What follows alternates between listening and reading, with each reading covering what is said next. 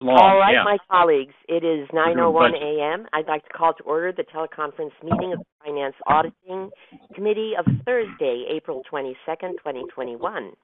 Before we begin, note the meeting is being recorded, and Madam Secretary, please call the roll. Thank you, and good morning again, everyone. Director Cochran. Here. Director Grosboll. Here. Director Stephanie. Absent Vice Chair Fredericks. Here. Chair Rabbit. Absent President Parr. Present. Thank you. You have a quorum. You are not a committee of the whole. On the line, you also have the Directors Hill, Maston, Snyder, and Theriault. So if we have two other members join, I'll alert you to let you know that we flipped to a committee of the whole, but currently we're at 8. I'm going to confirm staff on the line. I have Dennis Mulligan. Present. Joe Wire. Yes. Ava Bauer-Furbish. Present. Kim Manolia. Good morning. Good morning. Steve Miller. Present. Good morning. Thank you. Mona Babauta. Not online. Jim Swindler. Present. Thank you. Kelly Hopper. Good morning. Great. And that confirms staff on the line. Thank goodness, because those are the folks making presentations today. So thank you for all being here. Thank you, very Madam. pragmatic. Yeah. All right, I'd like to give you the usual reminders to mute your phones. And also, even though it isn't part of the script, when you do unmute your phone to speak, make sure you're not on two devices that will echo any sounds that you make.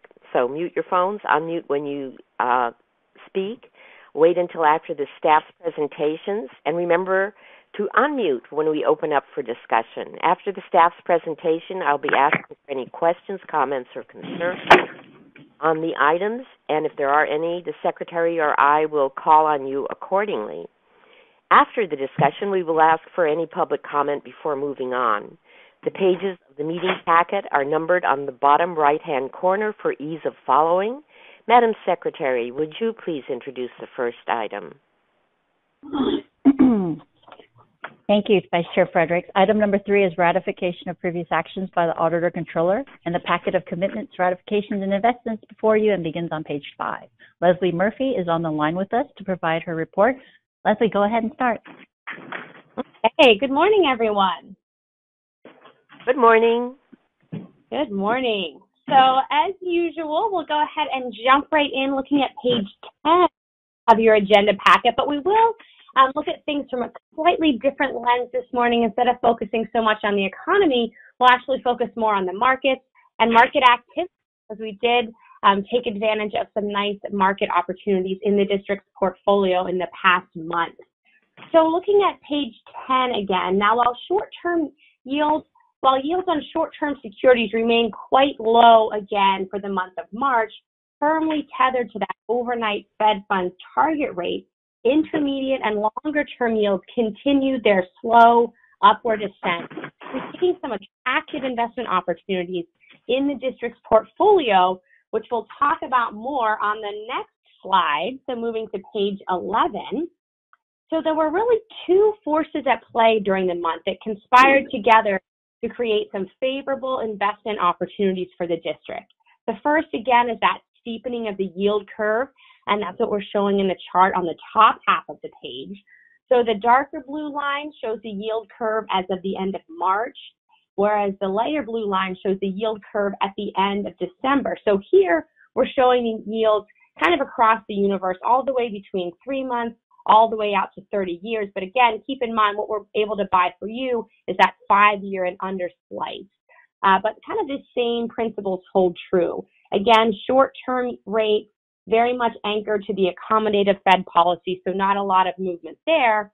But intermediate and longer-term rates really increased dramatically during the latter part of March and so far in April as well. And that was really lifted by rising economic optimism and inflation expectations, particularly in light of some of the very large fiscal stimulus measures. So on one hand, we have that steepening of the yield curve, which results in higher absolute rates for 3, 4, and 5-year obligations. But the second component that kind of came into play during the month of March is shown on the second part of this page, which we're calling credit yield spread widening.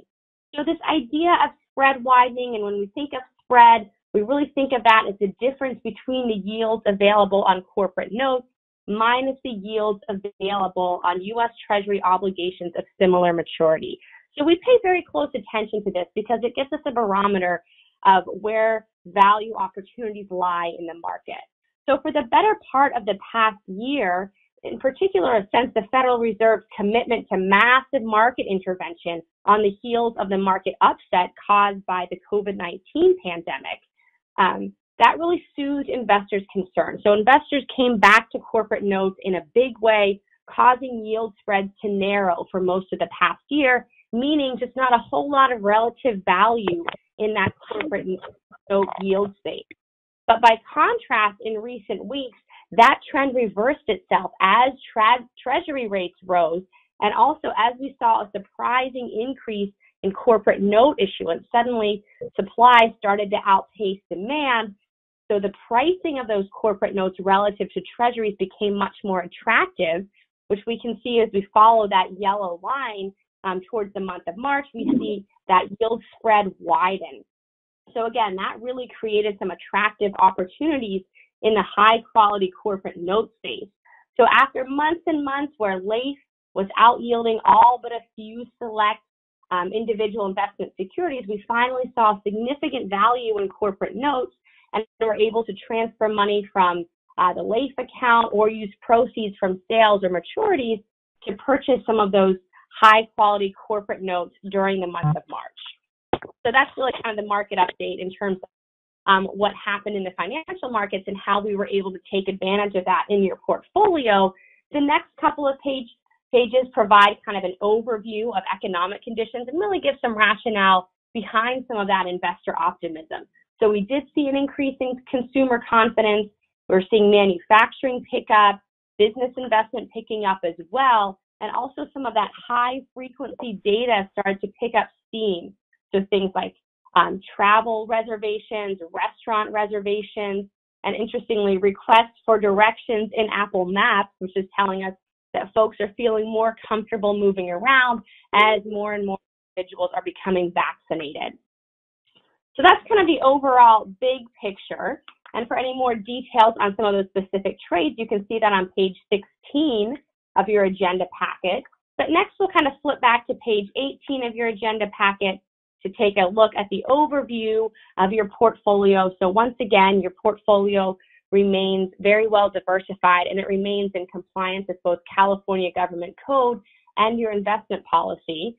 And as always, I will note that while we do look at those opportunities to take advantage of relative value in the market, like we did with corporate notes, as always, our number one and number two priorities will be to maintain the safety and the liquidity of your holdings with us.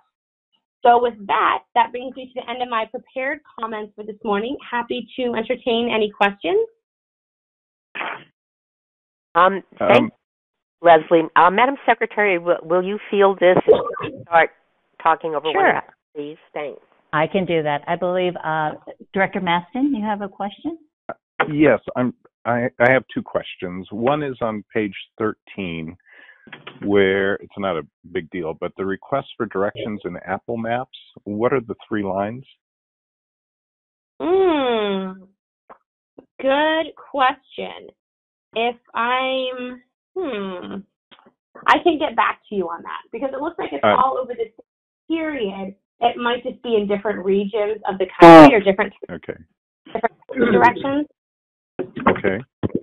And then the other question I have is the graph on page 15. I don't understand it.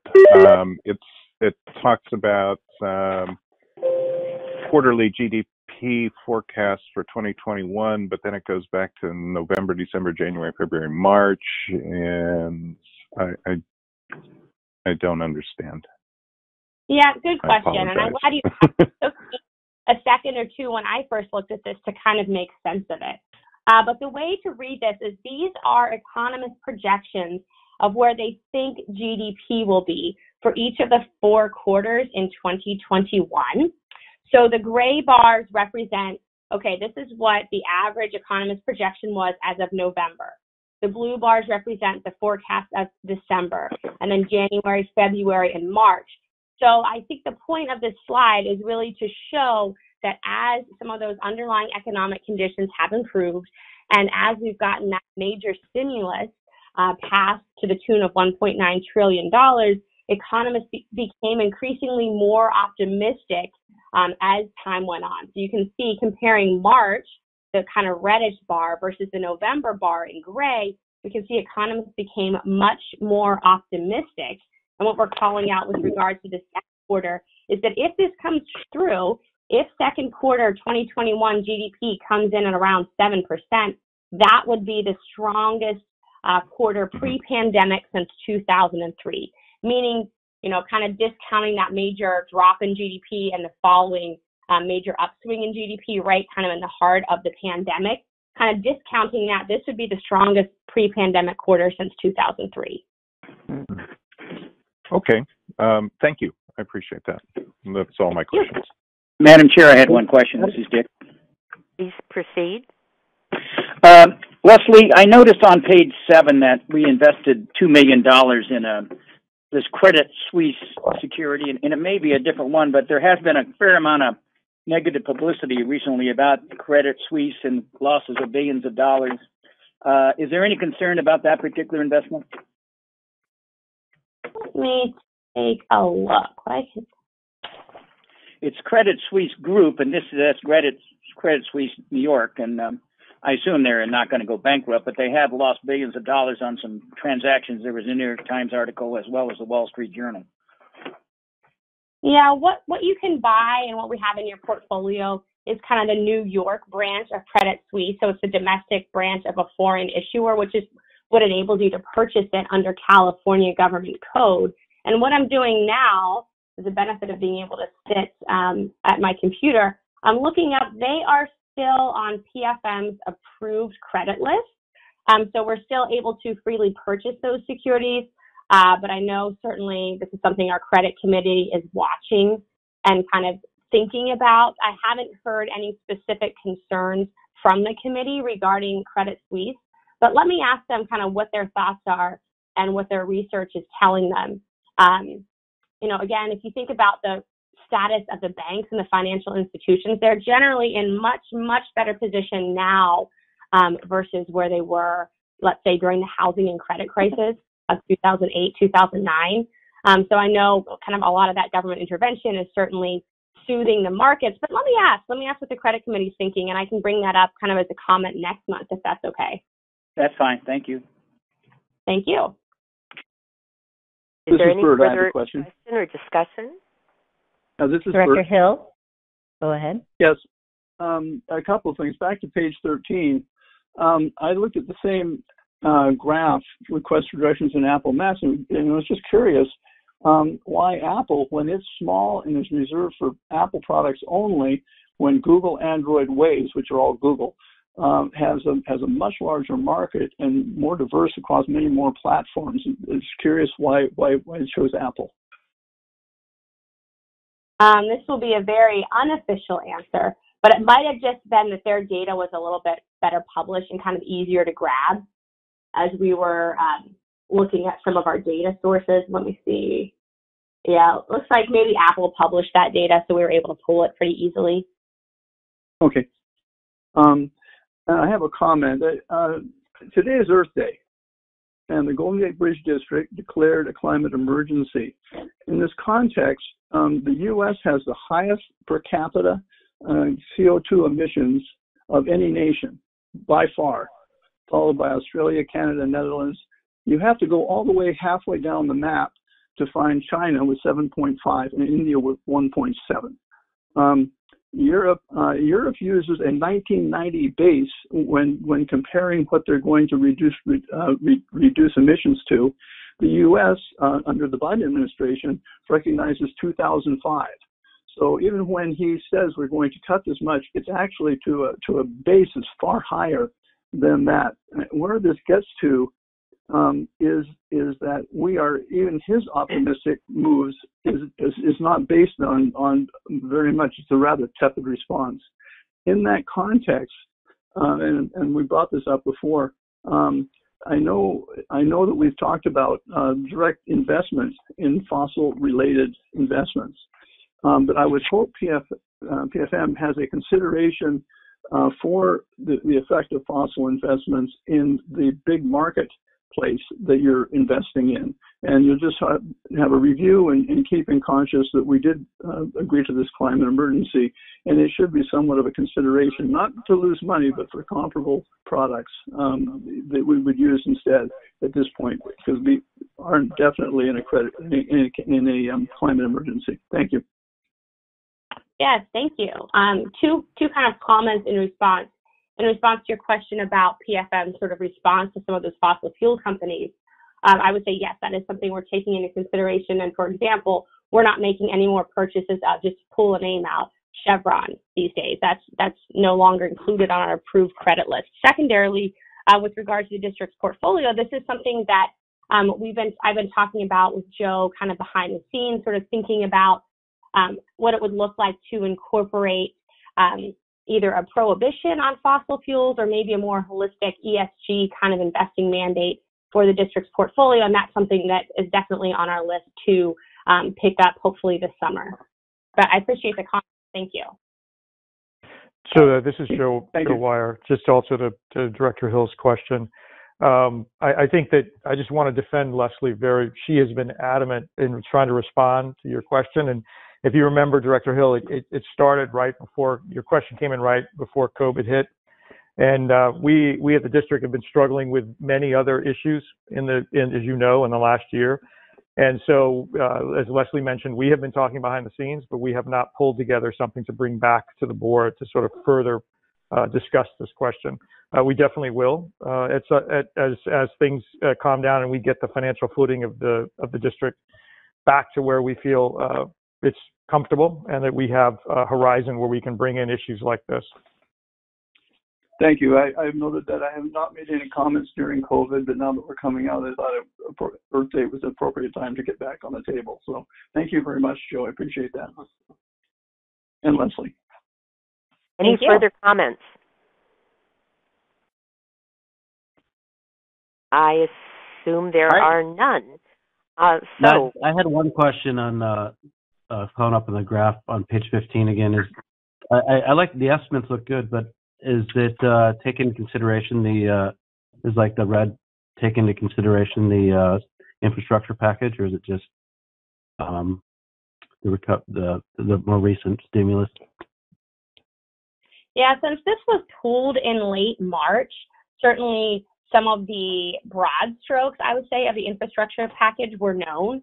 So I would imagine that was very heavily weighing on the minds of the economists when they responded to the survey. Thank you, Ms. Murphy. Does the board committee members or the board have any further questions or comments? I am hearing none. Thank you, Ms. Murphy, for your presentation. That concludes the discussion on this item. Before we take our vote, is anyone from the public wishing to speak on the item? We have no speakers on this item. Thank you, Madam Secretary. The staff recommends that we ratify commitments and expenditures, previous investments, authorized investments, and accept the investment report. May I have a motion on the item? I'll move, Madam Chair. And a second, please. We have a second? Second. This is Barbara. Second. There we go. Okay. Thank you. Madam Secretary, please do call the roll. Thank you. I have a first from Director Cochran and a second from Director Grosboll. I'll start with Director Cochran. Yes. Yes. Director Grosboll? Yes. Thank you. Director Stephanie? Absent. Vice Chair Fredericks? Yes.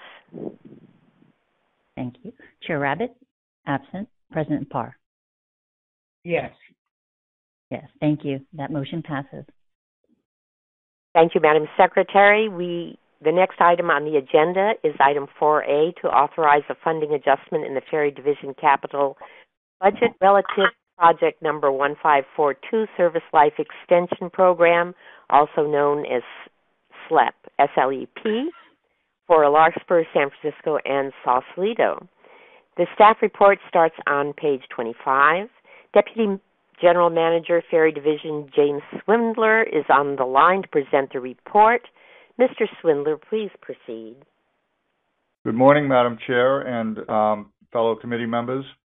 The item before you is a budget adjustment item to increase basically increase the Bridge District's share of the budget line item SLEP from 11% to 77%, and to reduce the FTA's share of this budget item from 80% to 22%. This is necessary. This is necessary because there was an emergency procurement in order to do some repairs to the Sausalito, excuse me, to the Sausalito float that was in need of repairs, and make an award to Bay Ship and Yacht.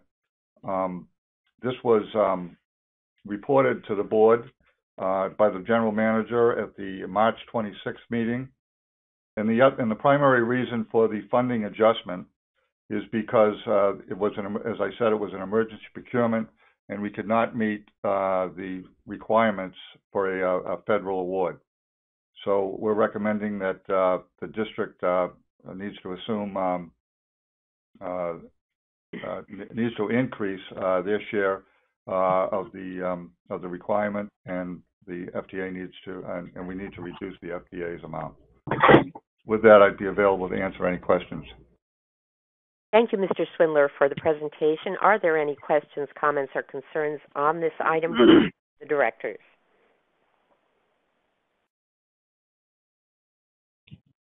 I am hearing none. So that concludes the discussion on this item. Before we take our vote, is there anyone from the public wishing to speak? I also have no speakers on this item. Thank you, Madam Secretary. The staff request is to authorize a funding adjustment to the Ferry Division capital budget relative to project number 1542, Service Life Extension Program, Larkspur, San Francisco, and Sausalito. May I have a motion on the item, please? I'll move the item. Thank you. May I have a second? I'll second the item. Thank you. Madam Secretary, please do a roll call. Thank you. With the first from Director Cochran and the second from President Parr, starting with Director Cochran. Yes. Yes. Director Grosball. Director Grosball. Director Grosball, it might have stepped away. Director Stephanie. Absent. Vice Chair Fredericks. Yes. Yes. Chair Rabbit. Absent. President Parr. Yes. Yes. Going back. Director Grosball, just looping back. Are you there? All right. Director Grosball's not there. The motion just barely passes 3-0.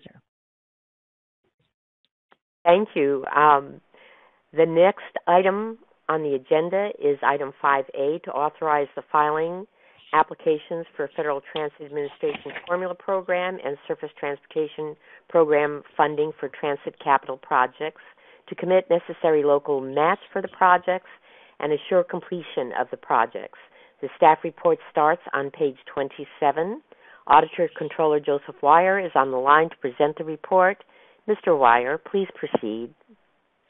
Thank you very much, Madam Chair. To the committee and board members, this is as mentioned in the extensive title that was just read, this is the request for the board to delegate the authority to apply for several different grant programs that support the district's capital activities. This is a regular process. It typically comes to the board usually every 4 years or so. Due to COVID, The MTC, because this is a regionally coordinated activity, MTC has decided that this would just be a one-year request. So for this particular year, we're requesting funding of approximately $6.2 million. It'll be dedicated to primarily ferry projects as listed in the board report. We will be back to you again next year asking for additional, the same authority essentially again to provide for the longer, I think we're all expecting to go back to a longer 4-year cycle. So the programs that we apply for will likely be more at that time. If there are any questions about this, the application or how we file or the use of the funds, I'm happy to answer them. Thank you for the presentation. Are there any questions or comments or concerns from the directors?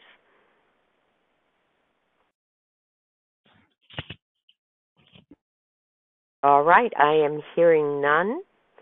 So that concludes the discussion on this item. Is there anyone from the public wishing to speak? I also have no speakers on this item. Thank you. The staff request is to authorize the filing of applications for Federal Transit Administration Formula Program and Surface Transportation Program funding for transit capital projects and to commit the necessary local match for the projects and assure completion of the projects. May I have a motion on this item? Also move. Second, please. I'll second. Thank you. Yes, come on, folks. This is money. Thank you.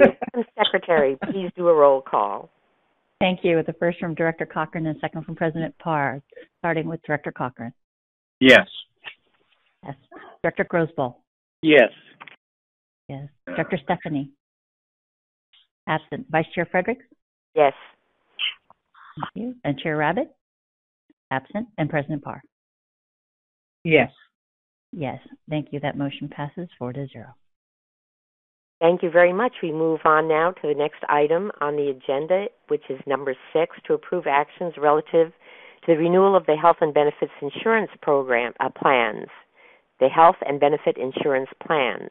The staff report is found on page 29, and Deputy General Manager, Administration and Development, Kelly Hopper, is on the line to present a report.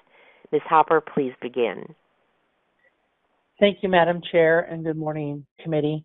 I am bringing the annual health and medical benefit item before you for your approval today. This is for our health and medical insurance plans, not including the CalPERS plans. So as a reminder that these renewals are for, the medical renewals are for our coalition members and are based upon a 6-month period. Additionally, the vision, dental, life insurance, and employee assistance program is for our complete district population, and it is based upon a 12-month period. I think the significant change this year that we have is that in January 1, 2021, about half of our workforce transitioned to the CalPERS medical plan. Our bus operators, our painters, and our non-represented units all transitions to the CalPERS plan. So we still have the union coalition members that are not. They're in our existing district plans.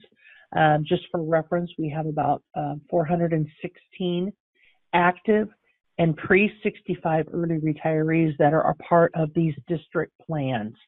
So just as a brief reminder, when we're talking about the district's medical plans for the coalition, we're talking about the Kaiser traditional plan and the Kaiser high deductible or our bronze plan, the Blue Shield PPO traditional plan, the Blue Shield PPO bronze plan, and the Blue Shield HMO traditional plan, and the HMO Blue Shield HMO bronze plan.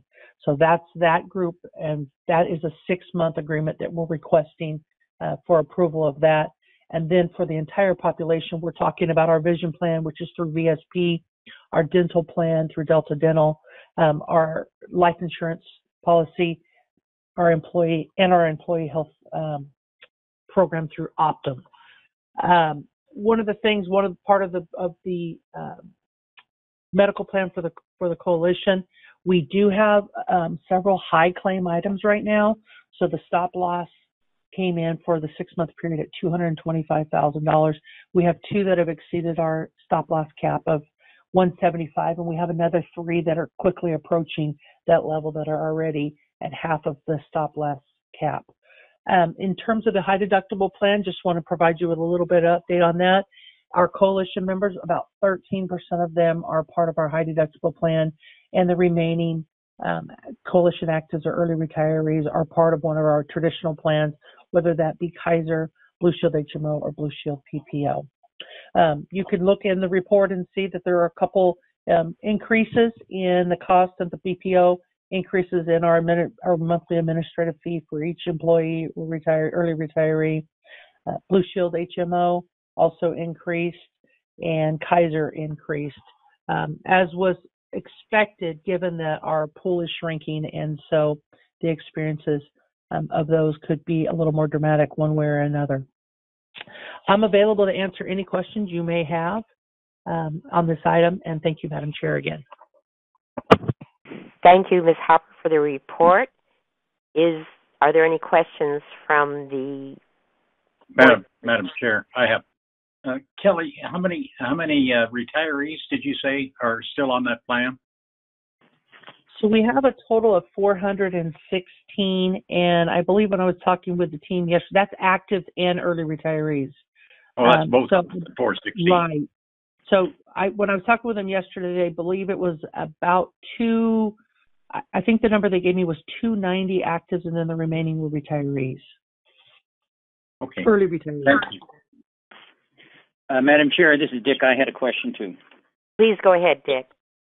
Kelly, I noticed that the Kaiser increase is 13.57%, which I know in some years that may not be high, but I'm a little surprised it was that high given how so many people didn't use Kaiser this year given the pandemic.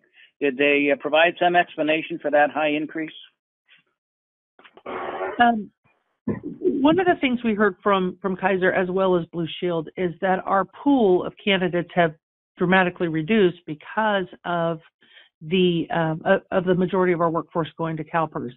As a result, it kind of minimizes the pool in terms that there's high claims, and so I will say it was much higher to start with than the 13.57 where we initially ended up. But they are just saying it's a smaller pool and the risk is higher for them. As part of that process, does Kaiser provide you documentation on their actual real costs? No, they do not do that. Okay. Only our self-insured Blue Shield. That's the only way we could get level information at that level. But the HMO or group plans, we're not able to get that information. Okay. Thank you. Madam Chair, Director Terrio, I had a related question, and I don't know that you'll have the answer to this, Kelly, but I'll ask it anyway. Do we have a sense of what other purchasers are being charged in terms of increases by various plans, and especially Kaiser? Director Terrio, I do not know that answer. I could ask Mercer and follow up. I'm not sure if Kaiser would be willing to share it. They're quite proprietarial over their information, as you can imagine. But I can follow up today with our broker and see if I can get that answer for you. If I could offer one insight. Kaiser might not be able to provide it, but I'm sure that some other, especially where other public agencies are concerned, it's a matter of public record. If I may, this is Dennis, the general manager. One of the challenges we have with our own plans is that we're really quite small. We have a very, very small pool of individuals.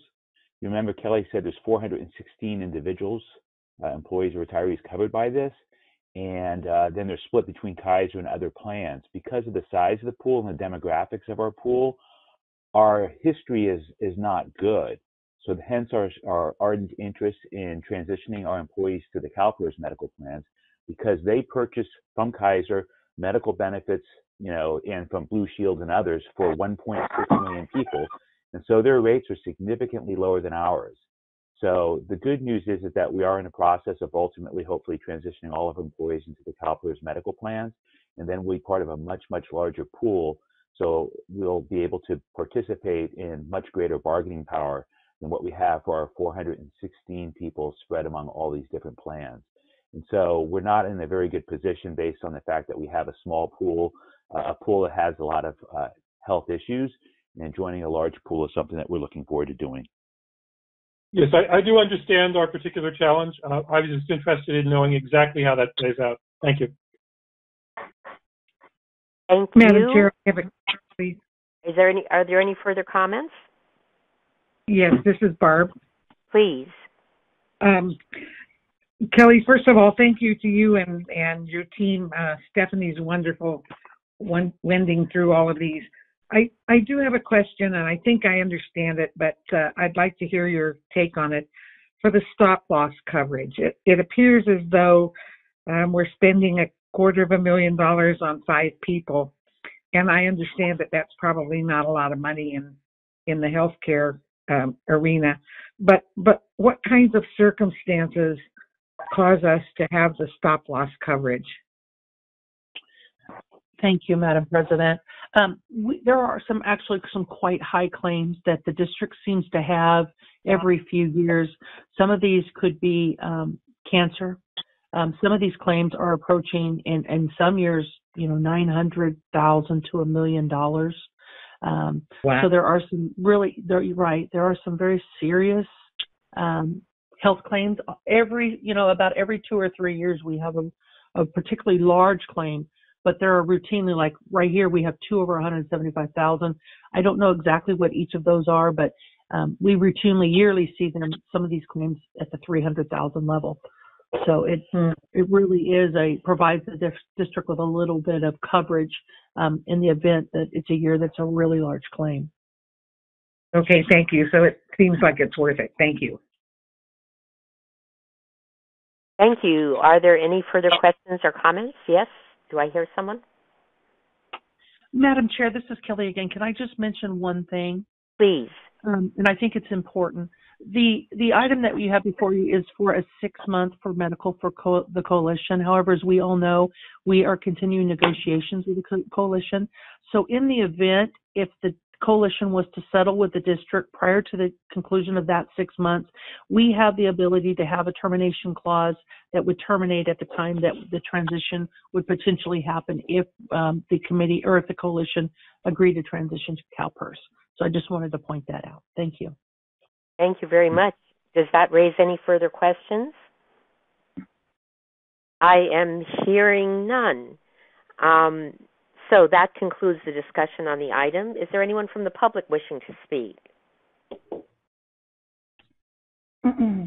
I do have a speaker on this item, I believe, so I'm going to pull the public comment line while we're doing that. So hang on one second.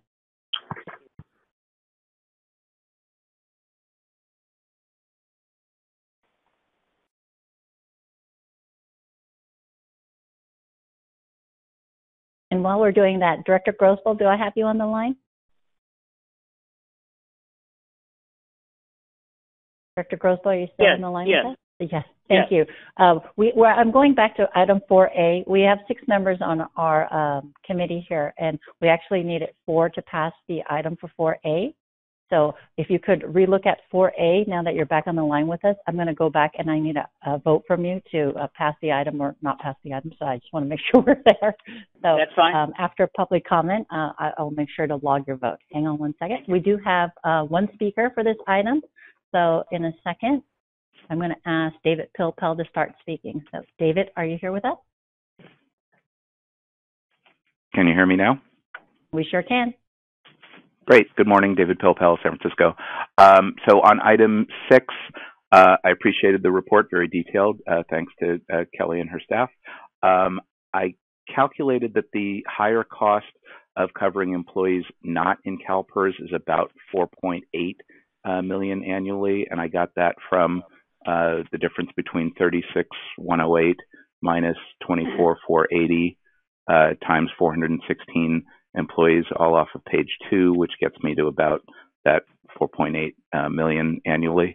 I hope I got that right.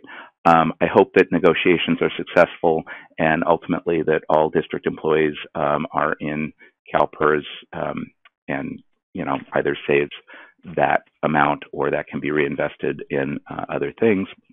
And finally, I could not tell from this staff report, because it's limited to just the health and benefits and insurance plans, what the total average overhead cost or percentages per employee. The rule of thumb used to be about 25 or 30% of total average salary went to benefits. Then it went up to like 50%. I don't know if we're now at the 60 or 70% fully loaded rate, but that's kind of an interesting number to know. And I don't know if staff knows that now, but it would be interesting for me, at least in thinking about the budget going forward. Otherwise, I think this makes sense. Got to have the insurance plans, and I appreciate the discussion the board had. Thanks very much. Thank you, Mr. Philpell. Is there any further public comment? That's it. Is that it? All right. Mm-hmm. So the staff recommends to approve these actions relative to the renewal of the health and benefits insurance plans. May I have a motion on this item? I'll move the item. Thank you. May I have a second? Second. Thank you. Madam Secretary, please, roll call. Thank you. We're voting on item 6. Director Cochran with the first and then Director Grosville with the second. Director Cochran? Yes. Yes. Director Grosville? Yes. Thank you. Director Stephanie? Absent. Vice Chair Fredericks? Yes. Yes. Chair Rabbit? Absent. And President Parr? Yes. Yes. Thank you. That motion passes. Now, I'm going to scroll back to item 4A with Director Grosville to try and obtain his vote for the funding adjustment in the Ferry Division capital budget relative to the Service Life Extension Program for Larkspur, San Francisco, and Sausalito. Director Grosville? Yes, I've given this a great deal of thought. Yes. Thank you so much for doing that. All right, now I have that logged into there as an official 4-0 approval. Thank you very much. So, continuing on. Thank you. Moving on. Next on the agenda is item number 7 to authorize execution of contract number 2021-D033, time and attendance scheduling system software licenses, application, and hardware support services with Kronos Incorporated. The staff report starts on page 37. Mr. Wire, please begin.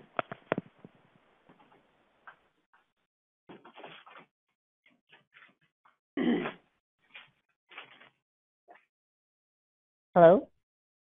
Joe, are you there? Oh, when I was doing so well, but only no one was hearing me. Yes, Madam Chair. Thank you very much. And this to the committee members and the board members. I will start over. In front of you is the award of a contract. It's for 5 years in total, 3-year contract with 2 one-year extension options at the district's request for approximately $368,000, about $73,000 a year.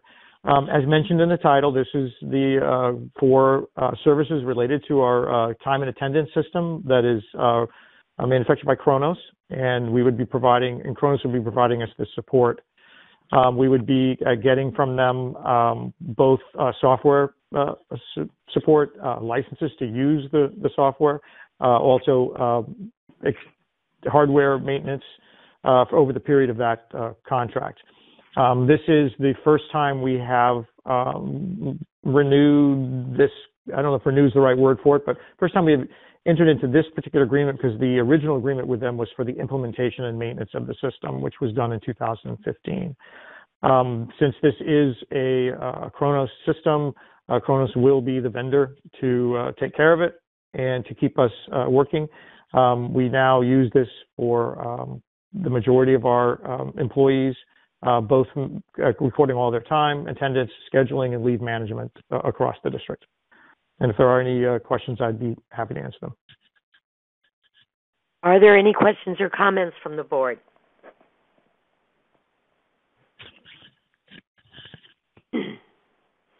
I am hearing none. That concludes the discussion on the item. Thank you for the presentation. Mr. Wire, is there anyone from the public wishing to speak on the item? We have no speakers on this item. So thank you. The staff recommendation is to authorize execution of the contract with Kronos Incorporated. May I have a motion? So moved. And a second? I'll second. Thank you. Madam Secretary, please do a roll call vote. Thank you. We're voting on item 7 with the first from Director Groswell and the second from Director Cochran, starting with Director Cochran. Yes. Yes. Director Groswell. Yes. Director Stephanie. Absent. Vice Chair Fredericks. Yes. Yes. Chair Rabbit. Absent. And President Parr. Yes. Yes. Thank you. That motion passes 4-0. Thank you, Madam Secretary. So next on the agenda is item number 8, to receive independent auditor's engagement letter for the annual financial audit and single audit for the year ending June 30th, 2021, as submitted by EIDE Bailey, LLP, and the staff report starts on page 39. Mr. Wire, please begin. Again, thank you, Madam Chair, and to the board and committee members. This is the annual audit, as we call it. I. Bailey is your auditor now. They've been with us for, I think, approximately 4 years. They will be performing that audit in two times. They come to visit the district, but they work with us extensively through the internet. And as we are doing now because of COVID, they will, at least on the first visit, they won't actually visit us physically because we're not there. They will perform the duties that are required of a public agency, and they will produce the audit and will come back to the board in the October-November time frame to submit and to discuss the audit with you and the audit results.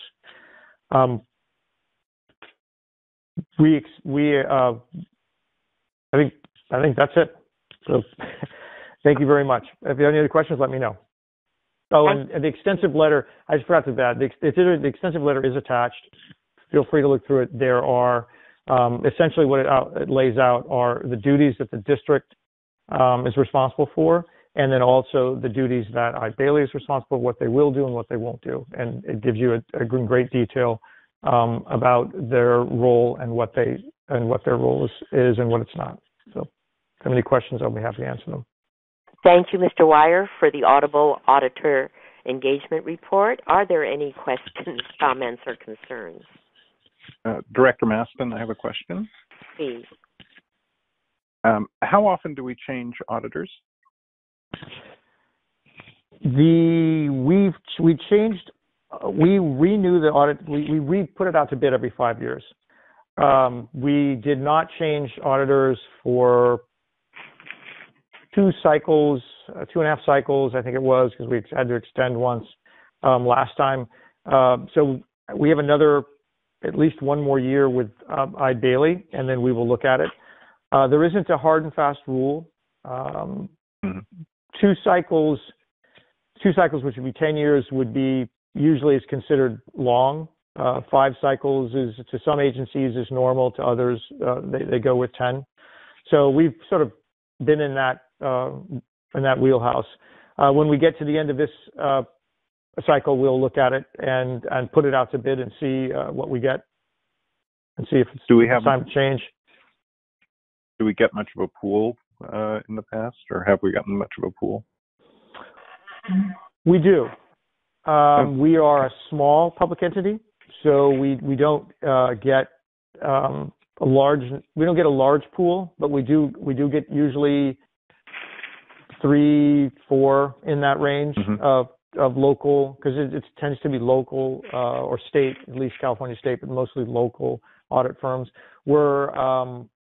And I think some of that is that we don't employ a large team because we aren't a very large agency, and we have a relatively simple financial process that they come in to review to do that. The audit firms themselves have also a level of integrity which they clearly are doing their best to maintain, and so over a period of years they switch partners, so that we get, even if we have the same firm, we get reviews by other partners that works with the team that comes in. So essentially the idea of a new set of eyes, even if it's the same firm. So we get that too. Okay, great. Thank you, Joe. Are there any further questions or comments from the board members? Madam Chair, Director Terrio? Please. On page 7 of the engagement letter, page 47 in the report, third paragraph from the bottom says, during the course of the audit, we may observe opportunities for economy in or improved controls over your operations. We will bring such matters to the attention of the appropriate level of management, either orally or in writing. On the next page, there's a bulleted list of items that the auditor will convey to the governing board, us, I assume, those suggestions of economies and improvements are not among the bulleted items. So I don't sit on this committee, but I would ask is that the committee condition receipt of the letter on agreement of staff to convey any such suggestions also to us, the board. Thank you. Mr. Wire, would you like to comment on that? Is that a normal part of the process? We would be, whatever the board desires, we would be happy to do that. And we will pass that message back on to the auditor. And I think I failed to make this point, which I usually have every year, which is this is your auditor. So whatever you want this team to do, I'm happy to have them do, and they will do. So we will pass that back, and whatever they find, they can make sure they include that in their report to the board. Madam Chair, this is Dick. I have a comment. Please. Since I am a member of the committee, I'm just going on record saying I agree with Mike's suggestion, and Joe apparently already agreed, but just going on record. Thank you. Thank you, Dick, and I would like to echo that. There's never too little transparency. Any further board comments? Just one more staff comment, and I should have mentioned this when Director Matson's question is that the staff would, since it is your auditor, the staff would be more than willing when it's time to look at renewing the contract or putting out for new one for bid. We're more than willing to come back to the committee and ask for their what they would like to do. In other words, would they like us to ensure that we get a new one, or would they be okay with renewing the existing one? So we can have that discussion when the time comes. Thank you, Mr. Wire. Are there any further comments? This is Barb. As I recall, over the years, Joe, your group has been pretty good at that. You always tell us how long we've had those auditors, and I think all of us kind of have in our heads that maybe what Director Maston said is true, that every once in a while we need to look at different eyes that look at our books. So I think you already do that. If you want to make it more formal, that's fine. All right. Are there any further comments from the board? I am hearing none. So, Mr. Terrio, would you like to frame that motion for us? It's not my motion to frame, but I can state it, and then one of you can say, yes, that's what I want to say. Is that what you want, Madam Chair? That works. Okay. I would ask that the committee move to receive the auditor's engagement letter with the requirement that staff convey any suggestions on economies in improved controls over our operations that the auditor provides to the board. Thank you, Mr. Terrio. Will someone please, on the committee, please make that motion? Yes, that's what I said. This is Joe Wire. Could I just ask the motion maker to amend that? It would be better if it wasn't that you weren't asking staff to convey those to you, but you were asking the auditor to convey those to you. Auditor. That would be fine. I just worry that involves actually a change in the letter itself. If that's easily accomplished, I think it's easily accomplished. If I find that I've misspoken, then we will make it. The staff will make sure that we carry out your message. Very good. Thank you. So it's my understanding from that the original motion that Director Terrio suggested is fine. And with that, will someone make that motion? I'd be happy to. Thank you, Barb. Is there a second? I'll second it. Thank you very much. Madam Secretary, please do a roll call vote. Thank you. With the first for President Parr, and the second for Director Cochran. I'll start with Director Cochran. Yes. Yes. Director Grosboll. Yes. Yes. Director Stephanie. Absent. Vice Chair Frederick. Yes. Yes. Chair Rabbit. Absent. And President Parr. Yes. Thank you, everyone. That motion passes 4-0. Thank you very much. Did we skip public comment on this? Did we need public comment? Oh, we actually have no one speaking on this particular item. I do have a speaker on the next one, so you can move on to the next one. Thank you. So our next agenda item is number 9, report on the fiscal year 2020-2021 budget. A staff report is found on page 53, and Mr. Wire, please begin. Thank you very much, Madam Chair, and to the committee and board members. This is the monthly review of the current budget. We have finished 3/4 of the year, and as we discussed last month, that through the tireless work of many people to get revenue from the federal government to come to the district, we have been able to balance the budget, that in conjunction with significantly reducing the overall expenses of the budget. So this staff report and the attached documents that you have, both the waterfall table, as we call it, that you've been seeing every month, the traffic numbers, the revenue based on bridge and bus and ferry traffic, and also the attached graphs are very similar to what you saw last month. The only changes that they are there, or they are updated for the actual bus and ferry revenue and toll revenue that came into the district over this last month. The result of that was slightly less than we projected. In other words, slightly less revenue came than we projected, and so that means a little bit less CRISA money would be flowing into the next year, but we still will have resources from CRISA funds going into next fiscal year. And we will be talking more about that in coming months, especially next month, which is May, and May is when you'll receive the proposed budget for next year. And so we'll discuss that then. And with that, I don't have any particular things on these tables and charts this month to point out, so I will stop there and open it up to any questions on any of the tables and charts that are included in this item. Thank you for the presentation, Mr. Wire. Are there any questions, comments, or concerns from the directors? I am hearing none. That concludes the discussion on this item. Is there anyone from the public wishing to speak?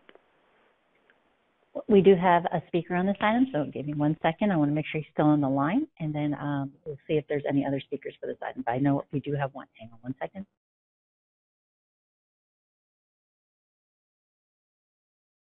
All right. Mr. Pilpo, are you there with us still? I am. Can you hear me now? We sure can. Go ahead. Excellent. David Pilpo again. So on item 9, the budget status report, it appears that the operating budget shortfall for the current fiscal year is still 0. That is great. I would point out that 4 months ago at the end of December, things were looking quite different and fairly grim, and we were like in the hole about $37.8 million, and that's all turned around. So yay to staff and the federal money and all of that. So thank you. Also, I think I heard last month that the reserve funds that were planned to be used were ultimately not used or were restored to the prior levels. So I just wanted to confirm that the actual district reserves, the unrestricted reserve and the restricted reserves, that those are actually at the normal or historic levels, and not, and ultimately they were not depleted or used to cover the operating budget.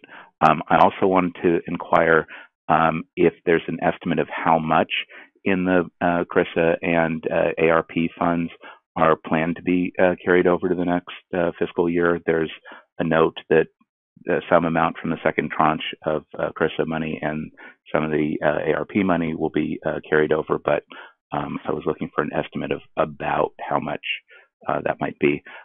As district transit service is restored, I'm wondering how that will increase operating costs for the rest of this fiscal year and next. Obviously, it depends on how much is restored and when, but there's some fuel and maintenance and other wheel turning costs that are separate from the salary costs that are already being incurred. And finally, I hope the next budget that I just heard from Joe will be seeing as early as next month, starting, really does explain the difference between one-time and ongoing revenues and expenses going forward. And I do have some additional general public comment for item 16, and I'm hoping that you can take that before you go into closed session. Thank you all very much. Thank you for the public comment. Is there any further public comment? We have no other speakers. Thank you, Madam Secretary. No action is required for this item. So we move now to item 10. This will be the monthly review of Golden Gate Bridge traffic tolls, bus, and ferry transit patronage and fares. The staff report is on page 63. Mr. Wire will present this item as well as numbers 11A. Monthly statement of revenue and expenses, that's on page 71. 11B, monthly statement of capital programs and expenditures on page 81. Mr. Wire, please begin your presentation. Thank you very much, Madam Chair, and to the committee and board members. If we could turn to page 65, which is 2 pages from the beginning of this item. The familiar box chart table is sitting there, and I think just this month we've gone through, as I mentioned, 3/4 of the year. I'd like to remind everybody that this table has now fundamentally sort of changed and won't necessarily reflect the entire impact of COVID anymore, because March of 2020 is now the reference point for this March that we just closed out. And of course, you all know that March of 2020 is when we began to feel the very significant impacts of the loss of revenue, both and traffic in both the bridge and bus and ferry systems. So from now on, our quote unquote yearly losses won't look as big, but they're still tremendous. Because the reason they won't look as big is we're comparing them to a 12 months ago, which was also a very poor month in traffic and bridge and ferry systems. So in light of that, the sort of best way to get a full picture of this is then looking at the budget, what we expected. And if you go far to the far right, the far right-hand column is comparing budget revenue to what the revenue we actually received. And if you look in the top box, far right-hand side, that is bridge toll revenue, and it's about 1% off of budget, so very, very close to what we thought it would be. That means we're, for the most part, tracking the much lower levels that we thought we would be at. And that's good, because that reflects back to the status report that you just saw on the previous item that says that if things kind of go along at this level, pretty much on budget, close to it at least, that we won't have any problem keeping the budget balanced now that we have this additional federal revenue. And that's clearly a good sign. If you go down to the next box on the right-hand side, that's the bus revenue. It is considerably lower than budgeted, because we had hoped for a larger bounce up that we did not get yet so far, at least in traffic. So it's down about 19% off budget. And then ferry, we got even less of a bounce up from what we had hoped to get in the budget. It's 36% down, and that's the very bottom bracket. All of these impacts, this less than budget impacts, is being accounted for in the previous chart, the one from the previous item. So we are accounting for those. We are showing in that table that these revenues are coming in lower than expected, and because of the additional federal revenue, we are still able to balance the budget. And we will continue to do that throughout this year and, of course, into next year, to make sure that we keep the board and the public apprised to sort of where we are on a monthly basis. And then with that, for this particular item, I'll stop and I would move on to page 71, or I could take a question here if there was one on this particular item, whatever the board's favor. Okay, I guess I'll move on to page 71. You can always, at the end, ask a question about any of the items. Page 71 is the financial. It gives you the monthly financials. And we would look at the first page, and that's where we summarize them. And then after the first page, of course, are all of the accounts. First, a consolidated account for the entire district, and then accounts by division. District, bridge, bus, and ferry. So on the global look, very simply put in the front, we're about $48 million less in revenue than we were last year. And the actual is a little bit higher than we budgeted because of some of the federal revenue that's come in. And that's good because it's helping us obviously balance the budget. In expenses, our expenses are about $7.7 million less than what we expect, what we had.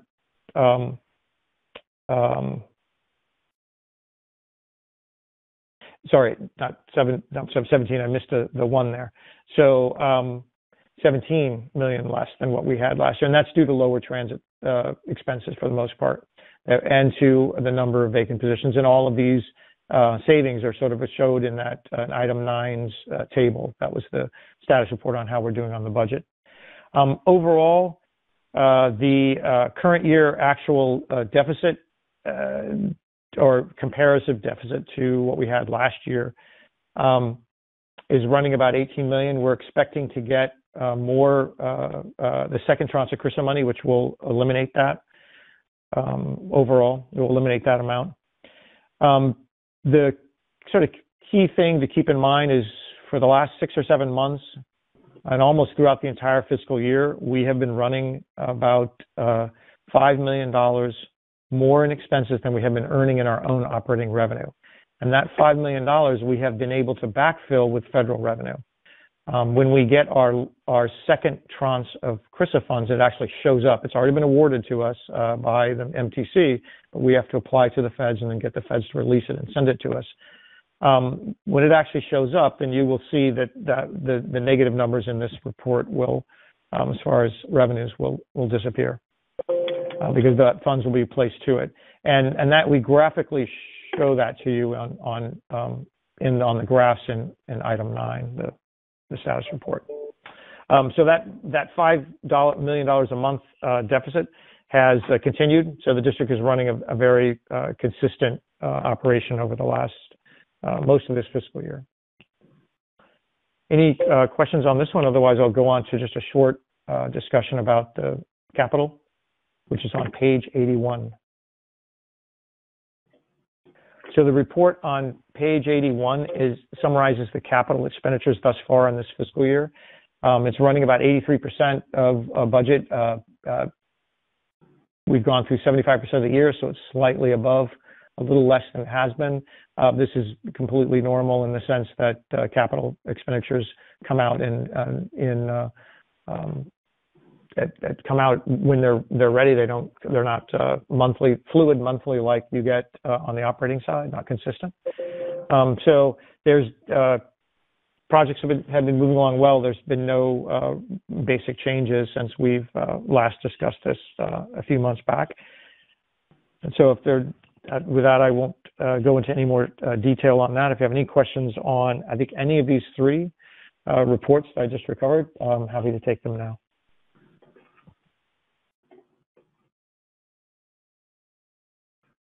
Is this the conclusion of your report, Mr. Wire?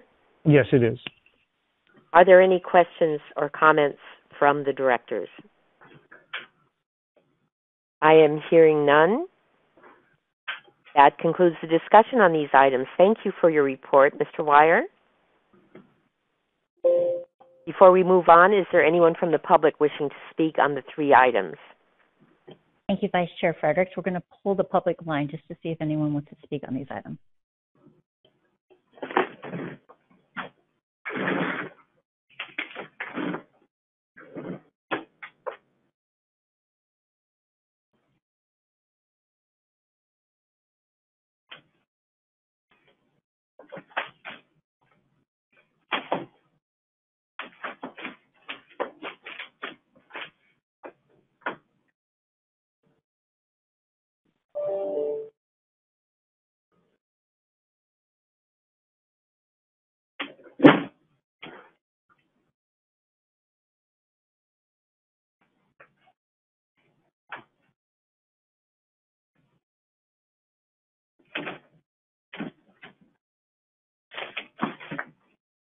Vice Chair Fredericks, we're going to go back for a second. Actually, Mr. Weinstein's on the line. He would like to actually speak under item 9. So he's not there. We have no speakers for items 10, 11A, or 11B, but he did want to speak to item 9. Shane, are you on the line with us? Go ahead.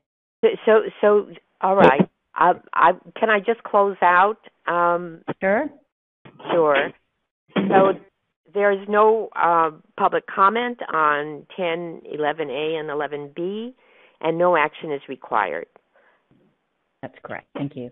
Let's go back to public comment for previous items. Mr. Weinstein, are you there? Yes, I am. Can you hear me? Yep, we can. Okay. Good morning, committee members. Shane Weinstein, president of the ATU. The message is going to continually come out from staff is that we're losing $1.4 million weekly. But as you can see, a lot of this money is going to balance the budget. What I am being told is that the MTC is not necessarily unlocking the money and letting everybody know how much they are getting, and they are just going to let the agencies know that they're going to make sure that their budgets are whole. I just want everyone to keep in mind that not only just the bus drivers, but also the coalition are looking at getting no raises at this point. And for especially bus drivers who took a 20% cut in their pay, and then when they cut service back in August, maybe an additional 15 to 20% of their pay, it would be, we would really appreciate the thought that the people who contracted COVID-19 at 15 to 20%, which my members did, that they would be looked at with a little bit of respect when it comes to some raises and get some of that money back that they well deserve. We had a lot of sick people around here. The tolls are going back up. We understand that. But we also know that ARP money is going to be a lot. And I would appreciate consideration for my members when it comes to raises and also for the coalition as well. Thank you very much.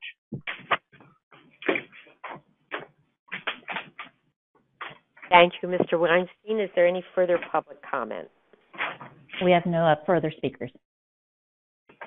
All right, we move on now to item number 12, the third quarterly report of judgments or settled claims. This is found on page 87. Attorney Kim Manolius is on the line to present the report. Mr. Manolius. Thank you, Madam Chair. This is the quarterly report, and there are 10 settlements noted on it. 2 of them this committee has seen before because they met the threshold to come to the committee. The 8 others did not. They're all settlements. They all are full compromise and releases for all future medical, which is obviously what we like to see. And I'm happy to take any questions on that. Do any of the board members have any questions? I am hearing none, but I am hearing somebody who is not on mute rattling papers. That concludes the discussion on the item. Is there any public comment? We have no public speakers on this item. All right. Thank you. No action is required for items 12. Item 12, so we move on to items 13 and 14, the third quarterly report on authorized budget adjustments and budget transfers under the General Manager's authority, as well as procurement actions. Item 13 starts on page 89. Item 14 on page 93 of your packet. Mr. Wire, please begin. Thank you again, Madam Chair, and to the committee members and board members present. The first item is the review of quarterly report on budget adjustments and transfers. There have been no budget adjustments or transfers that did not come to the board and everything is included in this report, of course, but everything here you've already seen. But if there are any questions, please let me know. There have been no changes or adjustments to the operating budget, but there are some very minor ones to the capital budget. If we go to page 93, and I figure we can get all our questions after we discuss that one too. Page 93 covers the procurement actions under the GM's authority. And those actions vary. There are purchases, there are change orders, there are task orders. Some quarters there are less, some quarters there are more. This particular quarter was a very busy one. There were a number of different things. They are listed in great detail in 7 or 8 different pages below in this report.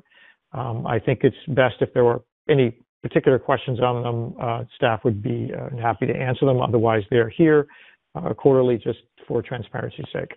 So with that, I will conclude the presentation and open the floor up to questions.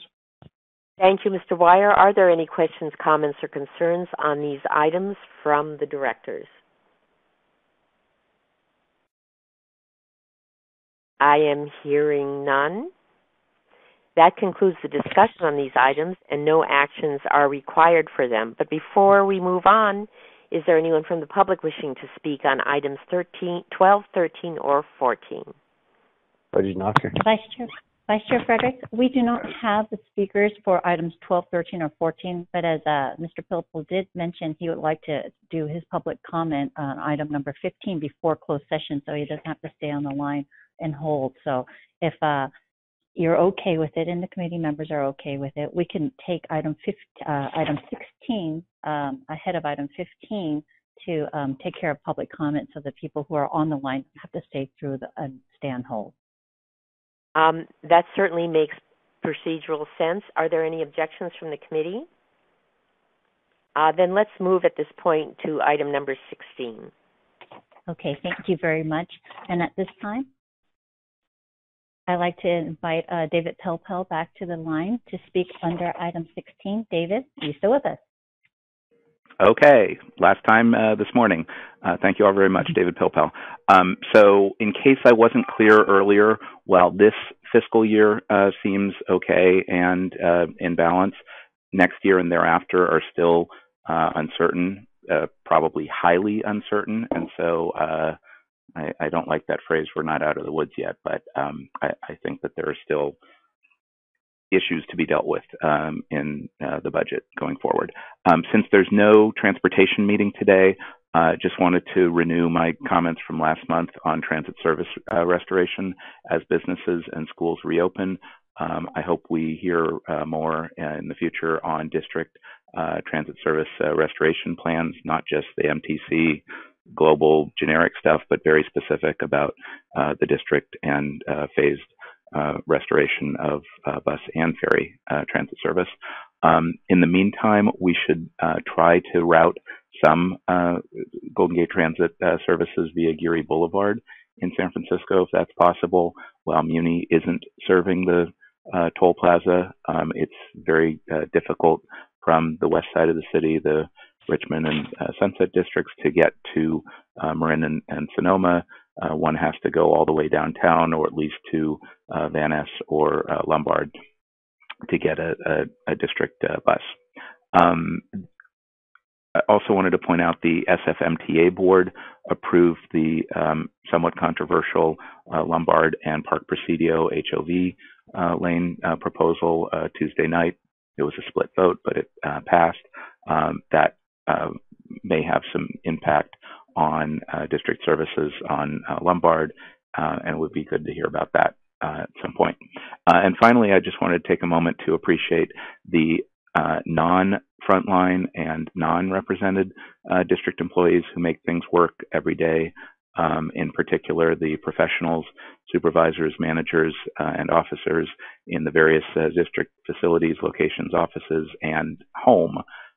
It's been a difficult time for everyone, and we've heard a lot about the frontline employees, but I just wanted to call out in particular those non-frontline and non-represented employees who really make the place run behind the scenes, some of whom we hear from at these meetings, and some of whom we don't, but all of whom make the place run. So I just wanted to say that, and thank you all very much.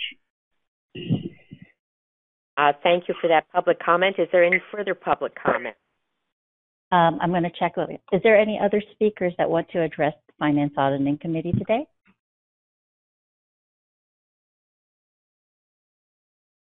All right, I'm not hearing any. Then I'm going to turn the meeting back to you. Thank you. That concludes the discussions on items 12, 13, and 14, and also number 16, public comment. So We move now to item 15 on the agenda, which is a closed session. Before we do that, I want to thank everyone for being patient during today's meeting. We'll be placing the public on hold for duration of this item, and we'll reconnect the call after the closed session. Mr. Manolius, please take us into closed session. Thank you, Madam Chair. At this time, the Finance-Auditing Committee will go into closed session for a conference with legal counsel regarding some existing litigation under Government Code Section 54956.9A, and this is with regard to the case Lawrence Hardin versus Golden Gate Bridge Highway and Transportation District. This call is being recorded.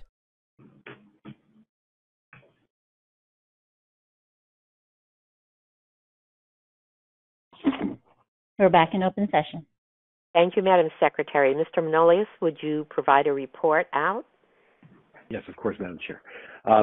The committee met in closed session with legal counsel for existing litigation under 54956.9A of the Government Code regarding the case that's listed on the agenda and gave its negotiator appropriate guidance on how to proceed. Thank you for that report. And would people please stay on mute?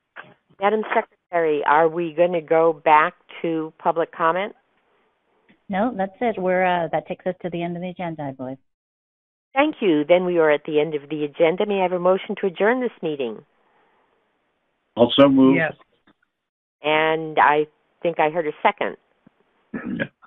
That's correct. So if there are no objections, this concludes the meeting of the Finance-Auditing Committee. For today, the time is 10:26 a.m. Thank you, everyone.